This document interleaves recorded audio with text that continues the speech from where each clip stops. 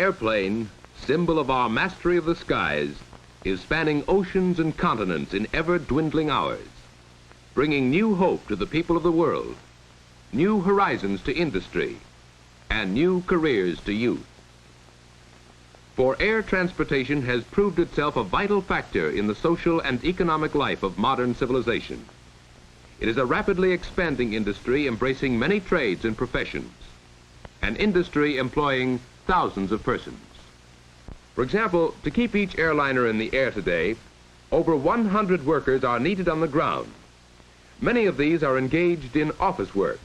Of this number, the reservations department comprises a specialized group. It is here that flight schedules, rates, reservations, and related subjects are communicated directly to the public by telephone. The work is interesting, but requires tact, sales ability, and a pleasant, well-modulated voice. Another reservations job is at the ticket counter. Here, however, the duties include the actual issuing of tickets through direct personal contact with the public. As in many departments, the work is handled in shifts, for around-the-clock service characterizes the industry. Passengers for TWA flight 928 may not board their plane for new... The welfare of the passenger is of paramount importance. To care for his needs, men known as transportation agents are employed. Well-trained in government and airline regulations, they have often gained their experience in previous jobs, such as cargo agent, reservations representative, or similar work.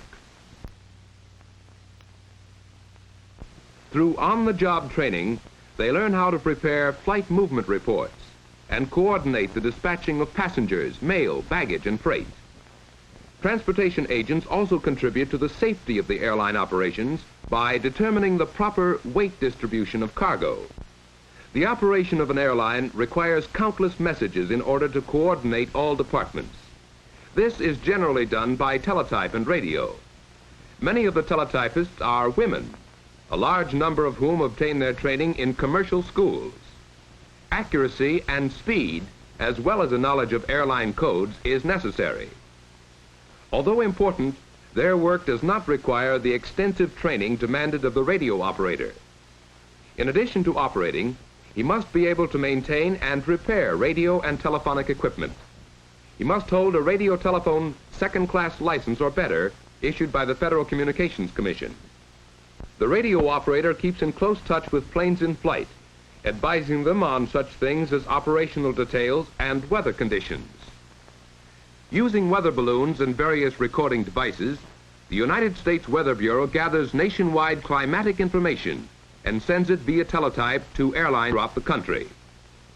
The information is then charted, analyzed, and interpreted into weather forecasts by the airline's meteorological department. This work requires specialized college training and unusual accuracy in judgments. But the key figure in all flight operations is the flight superintendent. He is the man who decides whether the planes will fly or not. He releases all planes on his division, follows their progress in the air, and keeps the captains or pilots advised of conditions affecting their flight. The flight superintendent, together with the captain, plans each flight in detail. This exacting work calls for a pilot who is also a qualified dispatcher, certificated by the Civil Aeronautics Authority. In addition, he must have an accurate knowledge of communication facilities. His responsibility is great, for he coordinates all flight operations to achieve these objectives: safe, swift, and dependable air transportation. But the safety of operations also depends upon the proper maintenance of planes. For this reason, many skilled mechanics must be employed. Their work is highly specialized, and those who direct or supervise such work must hold a federal government certificate and rating depending upon the type of work they do. For example, mechanics qualified to supervise work on general maintenance, including dismantling, welding, or fabricating, must hold what is called an A, or aircraft certificate. Others, who supervise and approve engine work only, are required by the Civil Aeronautics Authority to hold an E, or engine certificate. But no matter what their chosen field may be, regular apprenticeship courses or equivalent technical schooling is required. However, planes need more than mechanical attention, for they must also be washed, cleaned, and polished. This general utility work calls for no special training and is done by fleet service helpers. Thus, only through regular and thorough maintenance can the airlines provide the service and schedules upon which the passengers depend. The arrival and departure of planes is regulated by dispatchers in the control tower. These men serve as traffic coordinators, keeping congestion at the field to a minimum. They are employed by the federal or local government and must hold a certificate which signifies their knowledge of air traffic regulations. For those young men who enjoy working out of doors in all kinds of weather, there are opportunities as ground crew members. Fast work in refueling and servicing of planes is required. Ground crewmen, as well as cargo handlers, need little training, but should be able to maintain simple records. Cargo handlers must know how to load cargo properly, according to its destination. In other words, what comes out first should be loaded last.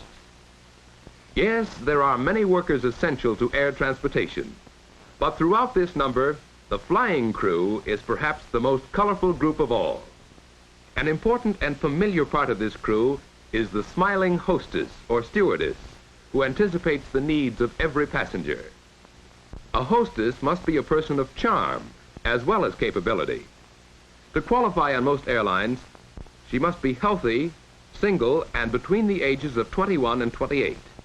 She must be between 5 feet 2 and 5 feet 6 inches in height and of normal weight.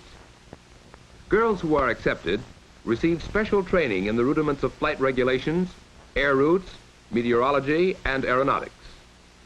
To be eligible, at least 1 year of college or 3 years of equivalent business experience is necessary. A knowledge of foreign languages is becoming a definite asset with increasing worldwide air routes. When the passengers are aboard, the ground crewmen clear away all service equipment in preparation for the takeoff. One by one, the huge engines roar into action as another giant of the air prepares to thunder down the runway. Many workers in all kinds of jobs have coordinated their efforts to make this flight possible. But without the skill and knowledge of the pilots, the plane would never leave the ground. These men with wings represent but a small number of all airline employees. Their qualifications are high. Perfect health is essential. They must have hundreds of hours in the air and an intimate knowledge of aeronautics and related subjects. The competition for this work is extremely keen, and only those with unusual ability and experience can expect to find employment. The majority of job opportunities are to be found in airline passenger service. However, freight and air express services are expanding rapidly to meet an increasing demand for swift transport of medicines, perishable foods, furniture, and hundreds of other products. And in the future, this branch of air transportation will offer employment possibilities for pilots, as well as many others. But opportunities in air transportation are not restricted to large airline organizations. Many small companies and individuals maintain private planes, providing transportation or feeder service between local points. In work such as this, there are jobs for pilots, field managers and airport engineers, mechanics and helpers, CAA control tower operators, link trainer instructors, flight instructors, and many others. But the need of training and education for the better positions and higher paying jobs cannot be overemphasized. Colleges and specialized schools throughout the country maintain facilities for teaching different phases of air transportation. The armed forces offer exceptional opportunities for young men to acquire skill and experience in many aviation jobs. Technical books, trade magazines, and government publications provide current information and trends in air transportation. And airlines from coast to coast maintain training programs for all types of work vital to this expanding industry. But obtaining employment will not be easy. Competition for jobs is great, and the total number employed is comparatively small. However, the industry makes up for this by the variety of jobs it offers. Individual qualifications are a deciding factor. And if you want to learn and earn your living in a youthful and romantic industry, air transportation presents a challenge and an opportunity for your life work.